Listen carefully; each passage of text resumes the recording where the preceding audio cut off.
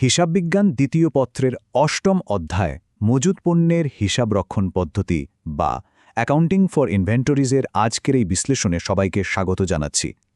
মজুত পণ্যের ম্যাথ বা জাবেদা শুনলেই অনেকের মনে একটা ভয় কাজ করে, তাই না? কিন্তু বিশ্বাস করুন, আজকের এই আলোচনার পর সেই ভীতি একেবারে দূর হয়ে যাবে। বিষয়গুলো আমরা খুব সহজেই ধাপে ধাপে বুঝে নেব। চলুন শুরু করা যাক। আজকের এই বিশ্লেষণে আমরা মূলত 5টি বিষয় নিয়ে কথা বলবো। প্রথমত, মজুত পণ্য ও এর প্রয়োজনীয়তা। দ্বিতীয়ত, কালান্তিক বনাম অবিরত পদ্ধতি। এরপর থাকছে ফিফো এবং লিফো পদ্ধতি। আর সবশেষে এই দুই পদ্ধতির মধ্যকার মূল পার্থক্য। প্রথম পর্ব, মজুত পণ্য এবং এর প্রয়োজনীয়তা। খুব সহজ ভাষায় বলতে গেলে একটা ব্যবসায় প্রতিষ্ঠান বিক্রির উদ্দেশ্যে গুদামে যে পণ্যগুলো জমিয়ে রাখে সেটাই হলো মজুত পণ্য বা ইনভেন্টরি।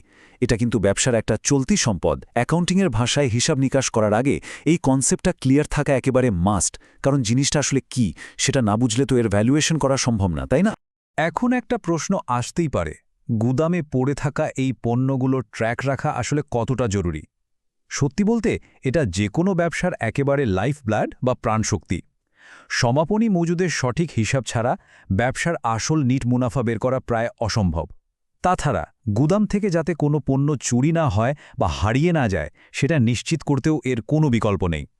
আর হ্যাঁ, ভবিষ্যতে কখন ঠিক কতটা পণ্য কিনতে হবে সেই পারচেজিং প্ল্যানিং করার জন্য এই মজুদের হিসাব রাখাটা 100 ভাগ জরুরি। দ্বিতীয় পর্ব, কালান্তিক বনাম অবিরত হিসাব পদ্ধতি। হিসাবরক্ষকরা কিন্তু মূলত দুটো দারুণ পদ্ধতিতে এই মজুদের হিসাব রাখেন। প্রথমটা হলো কালান্তিক বা পিরিয়ডিক পদ্ধতি। এখানে বছর বা মাস শেষে সরাসরি গুদামে গিয়ে ফিজিক্যালি পণ্যগুলো গোনা হয়। আর দ্বিতীয়টা হলো অবিরত বা পারপেচুয়াল পদ্ধতি।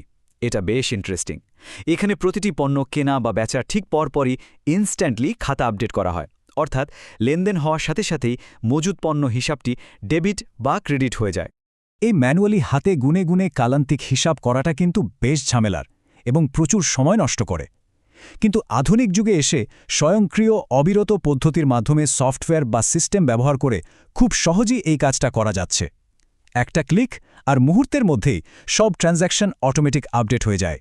তৃতীয় পর্ব, অত্যন্ত পরিচিত ফিফো বা ফার্স্ট ইন ফার্স্ট আউট পদ্ধতি। এবার আসা যাক সবচেয়ে পরিচিত নাম ফিফো বা ফার্স্ট ইন ফার্স্ট আউট পদ্ধতিতে। নামটা শুনলেই কিন্তু এর কাজটা বেশ বোঝা যায়। এর মানে হলো, যে পণ্যটা সবার আগে কেনা হয়ে গোদামে ঢুকেছে ধরে নেওয়া হবে সেটাই সবার আগে বিক্রি বা ইস্যু করা হচ্ছে। এর ফলে একটা চমৎকার ব্যাপার ঘটে। বছর শেষে গুদামে অবিকৃত অবস্থায় যে পণ্যগুলো থেকে যায় সেগুলো মূলত একদম লেটেস্ট বা নতুন কেনা স্টক। এই কনসেপ্টটা একদম আমাদের দৈনন্দিন জীবনের একটা লাইনের মতো। টিকিট কাউন্টারে যে মানুষটা সবার আগে লাইনে দাঁড়াবেন তিনিই তো সবার আগে টিকিটটা পাবেন, ঠিক কিনা? গুদামের ক্ষেত্রেও লজিকটা সেম। যেটা আগে আসবে সেটা আগেই বের হবে। বিশেষ করে কাঁচামাল বা পচনশীল পণ্যের ক্ষেত্রে এটা দারুণ কার্যকরী, কারণ পুরনো পণ্য আগে বিক্রি না করলে তো সেগুলো নষ্টই হয়ে যাবে। চতুর্থ পর্ব, লিফো বা লাস্ট ইন ফার্স্ট আউট পদ্ধতি। ফিফো ঠিক উল্টো লজিক নিয়ে কাজ করে লিফো বা লাস্ট ইন ফার্স্ট আউট পদ্ধতি। এই নিয়মে গুদামের সবার শেষে বা একদম রিসেন্টলি যে পণ্যগুলো ঢুকেছে সেগুলোকেই সবার আগে বিক্রি করা হয়েছে বলে ধরা হয়। অর্থাৎ এক্ষেত্রে বছর শেষে গুদামে যে সমাপনী মজুদ পড়ে থাকবে সেগুলো হবে অনেক আগে কেনা একদম পুরনো স্টকগুলোর অংশ। ব্যাপারটা একটু সহজভাবে ভিজুয়ালাইজ করা যাক। একটা টেবিলের ওপর রাখা বেশ কয়েকটা বইয়ের স্তূপের কথা ভাবা যেতে পারে। একটা একটা করে বই রাখলে সবার শেষে যে বইটা একদম ওপরে রাখা হয়, নেওয়ার সময় কিন্তু সেটাই সবার আগে হাতে তুলে নেওয়া হয়।